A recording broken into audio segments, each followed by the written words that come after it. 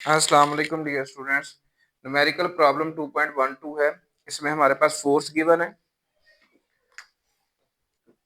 और हमारे पास एक पॉइंट से, ठीक है, जो है point of application of force तक ये जो आर है ये भी गिवन है और ये जो आर है ये पोजीशन वेक्टर है, ये ओरिजिन से है।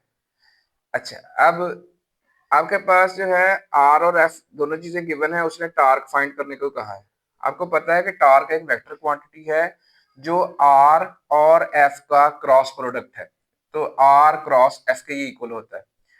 हम पीछे मेमोराइज करते हैं कि हमने जो है ए क्रॉस बी को जब रेक्टेंगुलर कंपोनेंट्स की फॉर्म में जब आपके पास ए और बी वेक्टर्स गिवन थे तो उस वक्त हमने ये क्रॉस प्रोडक्ट की आखिरी प्रॉपर्टी पढ़ी थी कि उसका जो आपके पास रिजल्ट आता है उसको हमने सिंप्लीफाइड फॉर्म में लिखा था कि इसको एक डिटर्मिनेंट की सूरत में लिखा जा सकता है, जिसमें फर्स्ट रो आई जे के कैप लिए जाएंगे।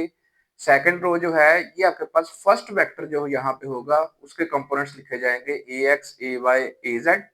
और फिर जो आपके पास थर्ड रो है इसमें ये आपके पास जो सेकंड वेक्टर है ये लिखा जाएगा, यानी बी वेक्टर के कंपोनेंट्स जो हैं वो लिखे जाएंगे एक्स के लॉन्ग, वाई के लॉन्ग और जेड के लॉन्ग। अब बिल्कुल इसी तरह क्योंकि आर और एफ दोनों जो है वो रेक्टेंगुलर कंपोनेंट्स की फॉर्म में हमारे पास दिए गए हैं, तो हम यही जो है आपके पास डिटर्मिनेंट को इस्तेमाल करके हम आराम से उसका जो है आर और एफ का क्रॉस प्रोडक्ट फाइंड कर सकते हैं और वही आपके पास टार्क के इक्वल होगा। सो आपने जो फर्स्ट रो है उसमें आई जे के लिखे, ये आपके पास नेक्स्ट रो आ गई। इसमें जो आपके पास ये फर्स्ट वेक्टर होगा इसके कंपोनेंट्स लिखे जाएंगे।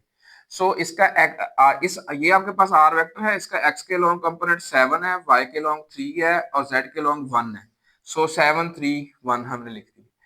अब आपके पास जो ये थर्ड रो है इसमें आपके पास ये जो सेकंड वेक्टर है इसके कंपोनेंट्स लिखे जाएंगे। सो एफ वेक्टर के कंपोनेंट देखें, एक्स के लॉन्ग -3 है, वाई के लॉन्ग 1 है और जेड के लॉन्ग 5 है। सो हमने ये -3 1 और 5 यहाँ लिख दिए।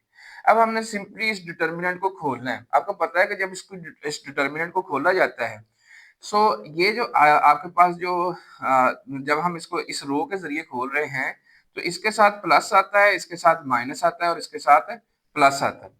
सो प्लस आई कैप जब हम ये लिखेंगे हम ये वाली रो भी छोड़ देंगे और ये वाला कॉलम भी छोड़ देंगे, ये आपके पास एक डिटर्मिनेंट आएगा 2/2 का, जो हमने लिख दिया कि आई कैप इनटू आपके पास ये डिटर्मिनेंट जिसमें जो है 3 1 1 और 5 ऐसे लिखे हुए। अब जब हम क्योंकि फर्स्ट रो के जरिए खोल रहे हैं ये हो गया, अब इसकी बारी आ गई, माइनस जे लिखेंगे यहाँ पे, ये याद रखें। और जब ये लिखेंगे तो इस रो को भी छोड़ देंगे, इस कॉलम को भी छोड़ देंगे। ये जो रिमेनिंग एलिमेंट्स हैं 7 1 -3 5 हम इसको एक डिटर्मिनेंट की फॉर्म में यूं लिखेंगे। फिर आपके पास के आ गया, हम ये रो भी छोड़ देंगे, ये कॉलम भी छोड़ देंगे, आपके पास ये एक 2/2 का डिटर्मिनेंट हम यहाँ लिख देंगे। सो हमने नेक्स्ट इसको खोलना है। ये देखें आई कैप, या ये डिटर्मिनेंट आपको सबको पता है कि कैसे खोला जाता है। 3 इंटू 5 15, माइनस हम खुद से डालते हैं और 1 इंटू 1 ये 1 आ गया। इसी तरह माइनस जे, इसके अंदर 7 5 35 माइनस -3, तो आपके पास ये +3 हो जाएगा। के कैप इंटू ये आपके पास 7 इंटू 1 7, माइनस खुद से डालना है और 3 into -3 -9। So 7 minus -9 that is 7 + 9। तो हम इसको अब मजीद सिंप्लीफाई कर लेते हैं। 15 - 1 14 आई कैप आ गया। ये 35 + 3 38, 38 जे कैप, लेकिन किसका, माइनस का। और आपके पास 9 + 7 16 के कैप। अच्छा, अब आपके पास जो फोर्स और आपके पास ये आर थे ये दोनों स्टैंडर्ड यूनिट में थे, ये न्यूटन में था और ये मीटर में था।